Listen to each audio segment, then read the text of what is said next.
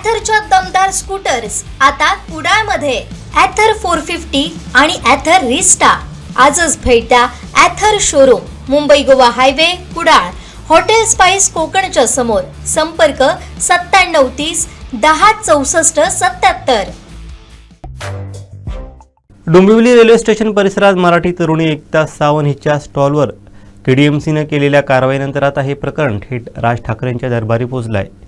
या घटनेचं गांभीर्य लक्षात घेऊन मनसे अध्यक्ष राज ठाकरे यांनी तातडीने दखल घेतली असून मनसे नेते अविनाश जाधव यांनी घटनास्थळी धाव घेतली आहे. त्यांचं म्हणणं असं की तुमचं सिलेंडर आहे 150 मीटरच्या आत आहे. मी म्हटलं हे रेग्युलेशन फक्त मलाच लागू होतात, बाकी त्यांना लागणार होता. पुढे शोरमावाला आहे, फ्रँकीवाला आहे, 2 वडापाववाले आहे, सर्वांचे सिलेंडर चालतात, सर्वांचे 2 सिलेंडर चालतात.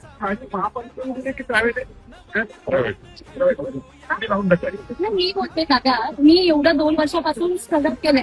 नवरात्रीला बंद, दिवाळीला बंद, गणपतीला बंद. असं होऊ शकत नाही या रस्त्यावर कोण पैसे नाही घेत दादा. विदाऊट पैसे कोण लावून देणार नाही.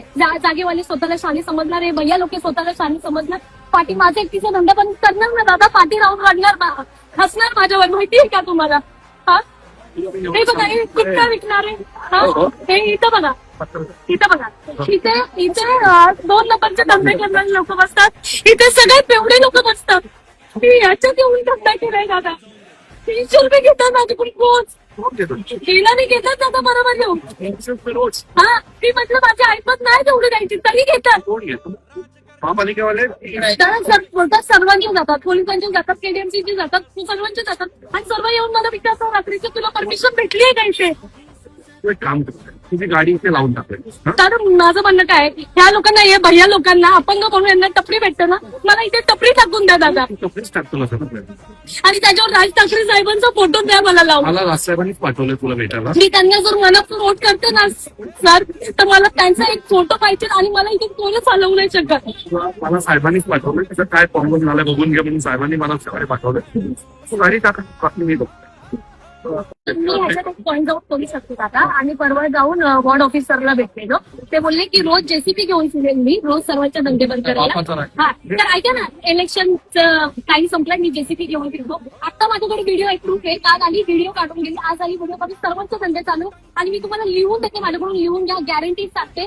हे जे इथे जे धंदे लावतात, 30 वर्षापासून लावतात, 40 वर्षापासून लावतात, रोज लावेल. हे बोलले ना 150 मीटरच्या आत आहे, 150 मीटरच्या आत सिलेंडर नाही. रोज दिसेल दादा तुम्हाला, रोज. मी कसं येऊन मी तर रोज कंप्लेंट टाकू दादा, रोज कसं येऊन कंप्लेंट टाकू? हे सगळं खोटं आहे, हे सगळं खोटं. इथे जी आत पूर्ण मधुबन गल्ली, ही जी पूर्ण गल्ली, हे सगळं 150 मीटरच्या आत येते ना दादा. हे रोज लावतील, रोज लावतील. माझ्याकडून लिहून घ्या, नाही मी इथं आंदोलनाला बसते दादा. हे सगळं खोटं आहे. तुला आंदोलन करायची गरज नाही. मी जेवढं सांगतो तेवढी सोपी प्रोसेस.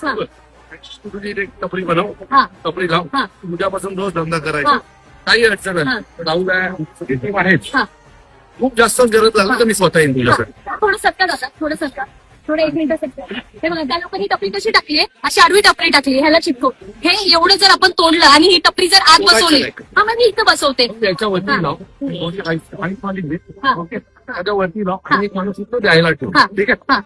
त्यांच्या कुठल्याही प्रॉपर्टीला हात लावायचा नाही, कुठलीही प्रॉपर्टी तोडायची नाही. जी आहे आता हा एवढा पॅच तर बिनकामाचा आहे, बरोबर आहे? बरोबर. एवढा पॅच मध्ये कशी काय बसवता येईल तेवढी बसवली.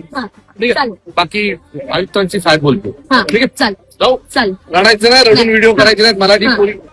मराठी माणूस रडत नाही, त्यामुळे बिंदास रडायचं नाही. कोणी आलं आपल्या टीमला बोलव, हे सगळे तुझ्यासोबत आहे. तरी काही अडचण सॉल्व्ह होत नाही असं वाटतं तर मला फोन करा. तर मला ठाण्यावर यायला अर्धा तास लागेल, अर्धा तास येईल. त्याच्या पुढे मला तुझा एकही रडतानाचा व्हिडिओ आला नाही पाहिजे.